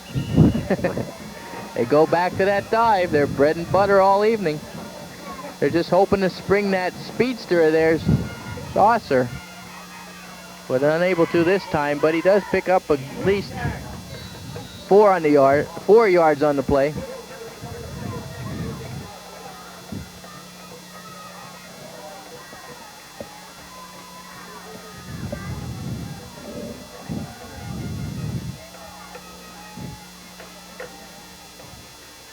They fake the dive. Oh, and they pitch late. And there's the ball free. Wisłowski picks up on the opportune moment there. And he's in for the score. So, a little bit of a mental mistake there by the quarterback as he probably should have eaten the football. Easy for us to say from up here. But, you know, sometimes down there it looks like you might make something out of nothing. But was not the case as the Indian defense was all over him. And they made him cough up that football. They forced their hand. And Jamie Wisłowski, Johnny on the spot, picks it up, takes the ball about 20 yards or so, in for the score, making it 33-7 with 4:30 remaining in the 4th quarter.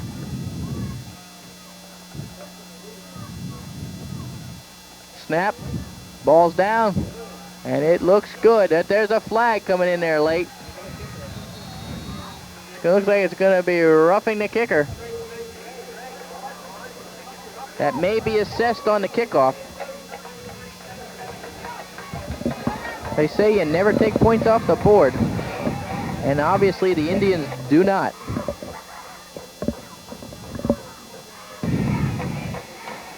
So there we have it, 33-7. Indians starting to pile on quite a cushion now, 34-7 rather.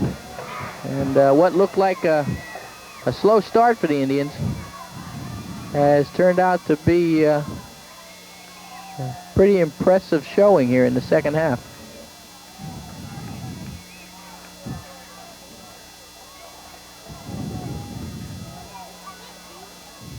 As we thought, the infraction will be assessed on the kickoff. So the Indians will be kicking from the Eagle 45-yard line. So they're kicking from Eagle territory. And he could possibly put it in the end zone here, which in high school I believe automatically makes for a dead ball. And that's exactly what happened. So no return on the play. The Eagles will start at their own 20 as the scoreboard reflects the tone of this game in the second half here as the Indians lead 34-7. And again, we just want to say that, you know, a lot of this ball game was, you know, a few mistakes here and there on the part of the Eagles, or it might have been a closer one right to the end. But Indians, opportunistic as they are, have, you know, capitalized on the breaks and have made some of their own breaks, and as a result hold a substantial lead. Pitch the outside to Saucer, and Saucer showing that speed and his great elusiveness. And there's a late flag coming in, so we're going to have a late hit or something, and there's no need for that type of thing. That's the kind of thing where, you know, you're getting some younger ball players in the game here, some clean shirts, and, you know, they've been sitting on the bench for 4 quarters. They just want to hit somebody. But a little heads up, guys. Gotta use the noodle a little bit and avoid those late hits. You're busting Brian's chops up here. I don't know. Was Brian notorious for that type of thing or what? I don't know. He'll never tell.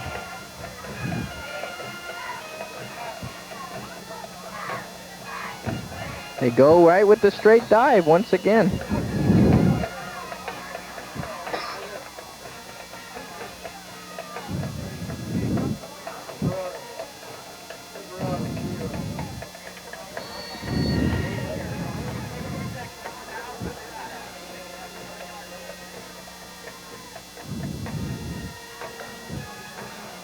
He's able to pick up a few. About 2. Let's make it 2nd and 8. Go with the dive.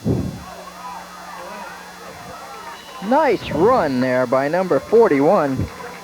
Dan Kalenic. Dan Kalenic. And what is Dan? Dan's a sophomore also. One of our guys. 5'6", 160. He could play on our basketball team. Yes, he could. He might be a little light, but he's the right height.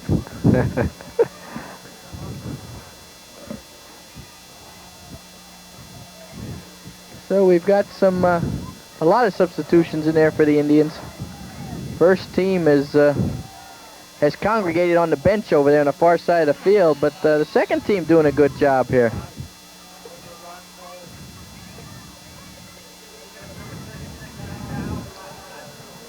Time clicking away here. You know, looking at Blue Mountain's roster here, they have a relatively young team. Yes, they do. They don't have many seniors. We didn't call many seniors names or numbers here tonight. So, and they played impressively tonight, in the early going especially. They have 7 seniors on the team. 7 seniors on the ball club, and again, nothing to be ashamed of. Oh, a big defensive play there by number 36 for the Indians. Mark Sandry. Mark Sandry was all over the pitch man on that one and throws him for a big loss. 3rd and, what do we call it? Let's call it about 15.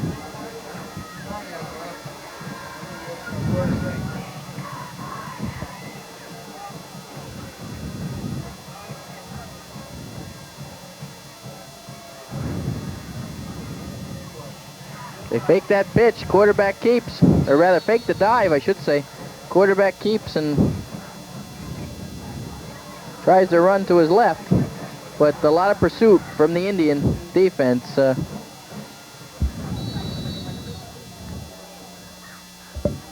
Prevents any gain. Actually a loss on the play, and they will punt the football. Doing the punting duties for the Eagles, number 40. Can't see that other side. 41? No, 45. Some flags on the play. Jason Weaver lined up to do the punting. There's a flag on the play. And they're going to step it off against the Eagles. Illegal procedure. So that'll cost them 5 more. 4th and 20. He'll be punting this one from his own 40. Low snap, but he does get it away in traffic. Fielding the ball for the Indians, number 30. Wade Weaver. And the defender's all over him as soon as he catches that football. But Wade does a nice job of holding on to the football, and Indians' second team O will set up camp at, let's make it the 28-yard line. No, I'm wrong. 18-yard line.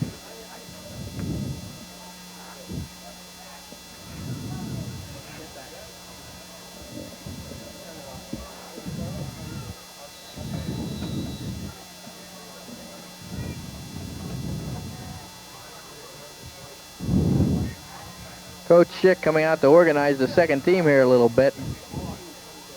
These guys just want to get it lined up and hit somebody. That's all they want to do. Just set them loose. Hey, so the second team O getting organized out there on the field. A lot of clean shirts out there. A lot of anxious players. Yes, it is. All those clean white shirts, it almost looks like the Tide convention. It won't take them long. Well, again, we remarked about the rain earlier today, and you know, the great shape that the field's in, and the grounds crew is to be commended. Did an outstanding job on this facility.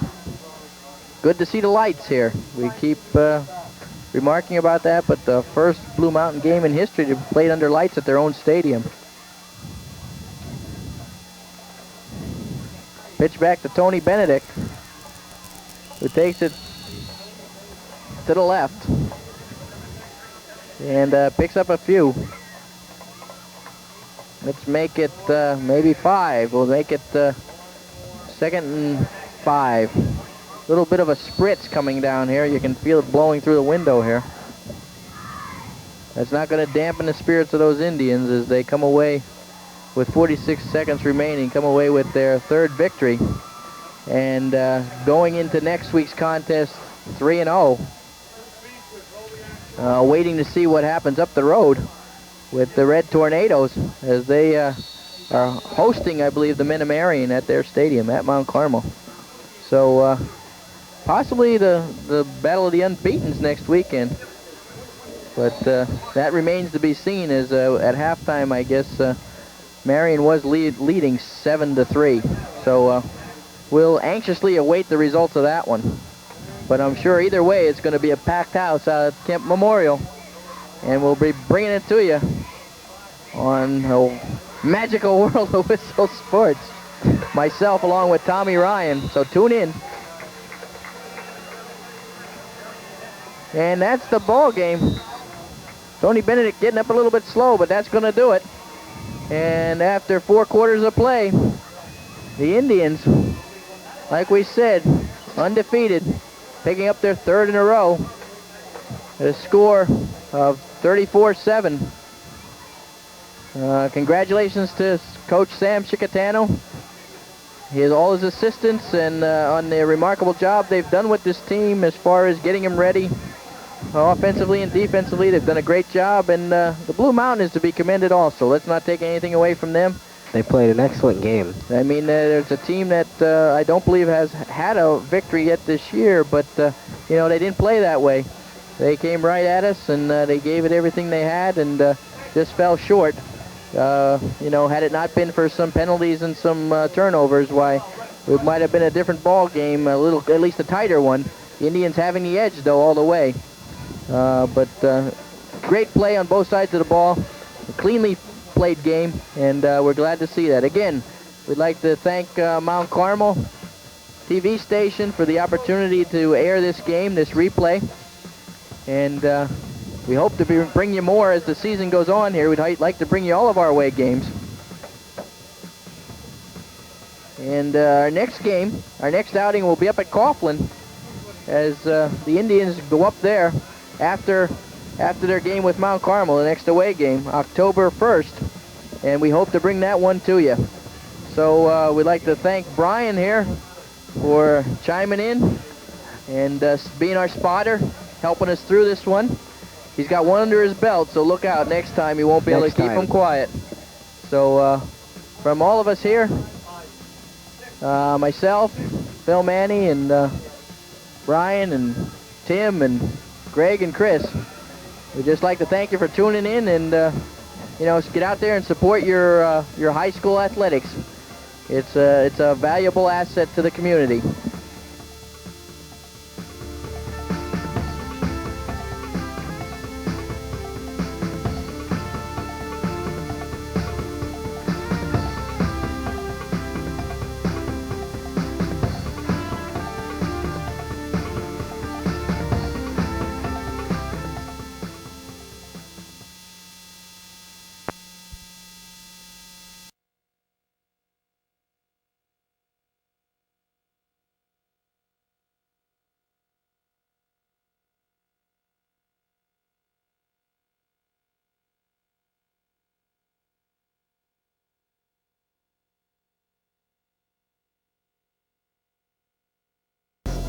Hey, how you doing?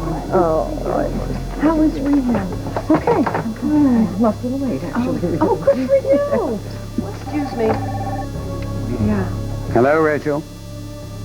Okay, meeting starts in 20 minutes. We can watch from here. Are you there, Rachel? I'm having trouble hearing you. Perhaps it's an emotional block. You're pushing. I don't like this. Now, I just wanted to remind you of my offer. I haven't forgotten. Oh, just in case. I'll vote my 10% of the stock with you. You consent to be seen with me in public. I have no intention of helping you. Sorry, Rachel, I didn't hear your answer. Are you ready to save yourself and your family? I'm here, folks. The next chairman of the board.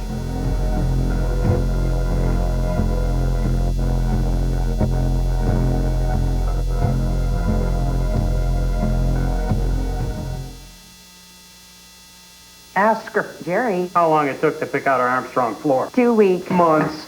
Oh, but we can wash it in half the time with Armstrong no-rinse floor cleaner. Look, the leading cleaner is about 20% oil. That can leave a sticky residue you have to rinse off. But with Armstrong, there's no sticky residue, no rinsing. Totally clean in half the time. More time to play. Outside. Armstrong Clean, in half the time.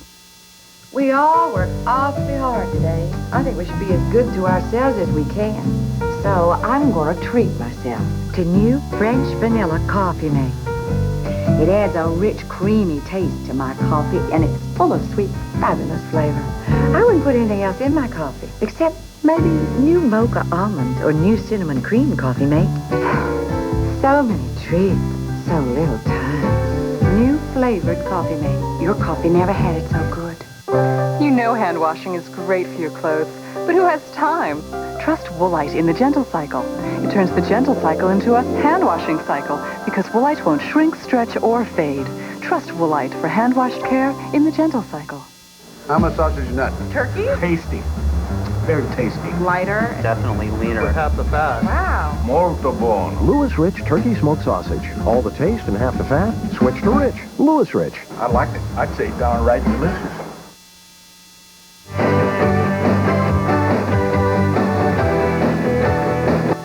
Tomorrow on Another World, the battle for Corey Enterprises ends. Grant continues his plan to keep Ryan away from Vicky, and Maggie and Ian are discovered. Tomorrow on Another World.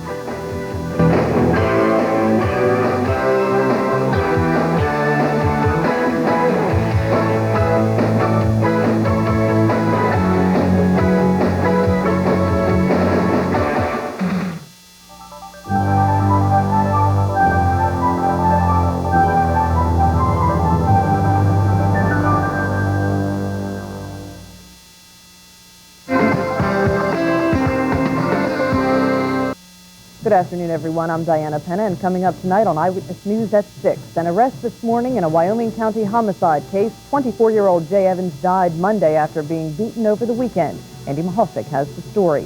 Fire strikes a Nicholson business. Several fire companies are sent rushing to the scene. We'll have the details. Plus, police in Schuylkill County are a little safer on the job. Chris Capra tells us why. Vince Sweeney has weather. Sid Michael Sports all tonight at 6. Chilling, horrifying, frightening. It's your sister-in-law. Next Donahue, women who hate their sisters-in-law. They meddle in their marriage and butt in where they don't belong. How do you keep your husband and get rid of his sister? They're squabbling, bickering, fighting when sisters-in-law face off. Next Donahue. Today at 5 on WBRE TV.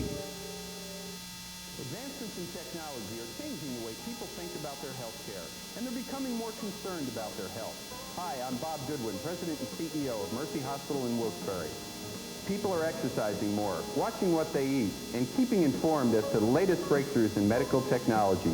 That's why Mercy Hospital has teamed up with WBRE to bring you the Health Beat Report weeknights at 6 o'clock. If you have questions regarding health issues, write to the Health Beat Report in care of WBRE. Behold, a dinner fit for a king, yet easily affordable to all his subjects. And no after-dinner cleanup. All you have to do is enjoy, and we guarantee you will at Jim Dandy's. Murphy attempts acting. Good heavens. On the next Murphy Brown.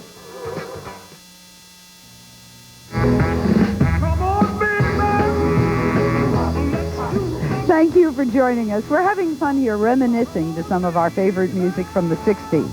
In 1966, I was a disc jockey on the rock station WNEW-FM and went on to be a disc jockey for 10 years. I played all those great songs that we all remember, the ones you could actually sing along with and the ones that made you feel like dancing. Well, we're going to have a lot of that going on here today because we've invited some of your favorite rock stars from the 60s and the 70s. Here's who you're going to meet today. The man who had everybody doing the twist, Chubby Checker. And who could forget It's My Party and Judy's Turn to Cry. Leslie Gore is here. What about the man who had us dancing to the hit single Quarter to Three, Mr. Gary U.S. Bond?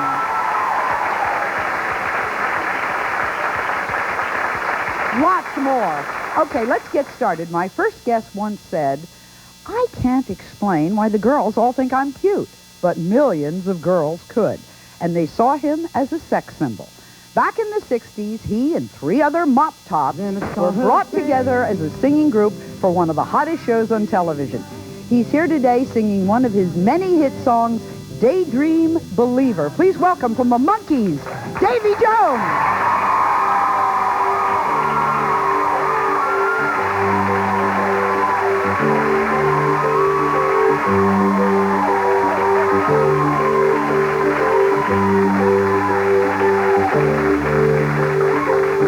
Now, I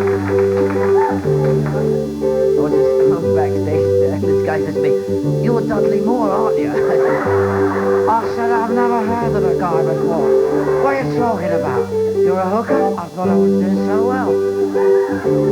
I could hide neath the wing of the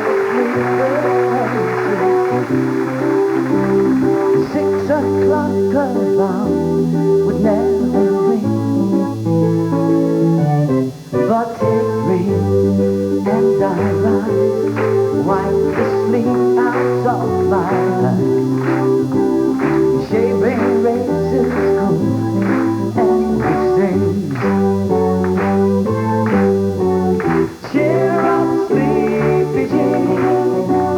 Oh, what can it mean to a daydream believer and a homecoming queen? You once thought of me as the white knights on his steed. Now you know how happy I can be. And all good times stop, they never end, without dollar wanting spend. But how much, baby, do we really need? Everybody, cheer up, sleepy Jane. Oh, what can it mean to a daydream believer and a homecoming queen? Cheer up, sleepy Jane. Oh, what can it mean to a daydream believer and a homecoming queen? Everybody skate backwards, here we go. Remember this?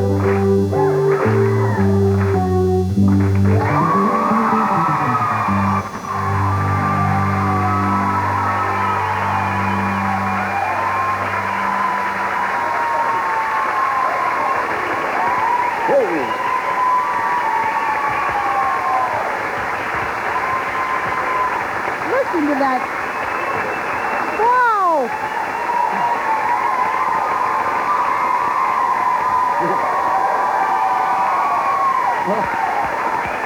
I would have said that my staff was too young, and they're standing there screaming. Do you always have women screaming at you? It's usually either my ex-wife or my daughters, actually. Okay, explain to me the Monkees. How in heck did the Monkees begin? How did this all start? Oh, my goodness gracious. It's so long ago. It's 1966. We were put together by a television company, and we were given the opportunity to take part in a show, The Monkees. We made 56 episodes of The Monkees. When you think something like Faulty Towers is only 12 episodes, we did 56 of these things, 2 years, prime time. They had auditions. They wanted to... Was it because of the Beatles? I think the Beatles had a lot to do with it. But the Beatles had a lot to do with a lot of things in pop music, you know, and I think a lot of the other artists will say the same thing, you know. There was very few originals. Where were you, Davy, when they said you're a monkey? I was actually acting in the theatre as I am now. I'm working in Oliver right now in St. Louis at the Muni Theatre. Instead of playing the Artful Dodger, which I was playing at the time, in Oliver, I now play Fagin, the old man. My kids said it's about time I acted my age, so I'm talking like this, my dear. Come here, sit down by the fire. So you were the little kid, and they made I'm still the little kid. Now, but wait, you were married? The Monkees were supposed to be available to everyone. Well, we're still available. It's just that we were married. Only joking. Wow. Did they tell you not to tell people that you were married? Well, it was a bit later than that. You know, we were doing the Monkees for a couple of years, and then all of a sudden I got hitched, you know. I thought it was the right thing to do. I've got 4 beautiful daughters, all girls. Oh.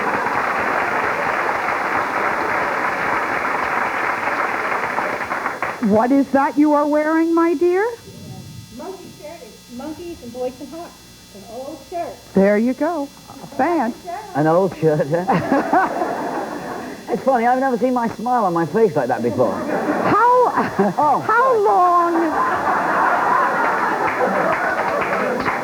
How long did that kind of intense spotlight last, and what happened when it was over? About this long, actually. It lasted about it was fantastic, you know. I mean, it still is fantastic. The people remember them other than when they say, I look like Dudley Moore, you know, I start talking like this. But it went on and it goes on. It goes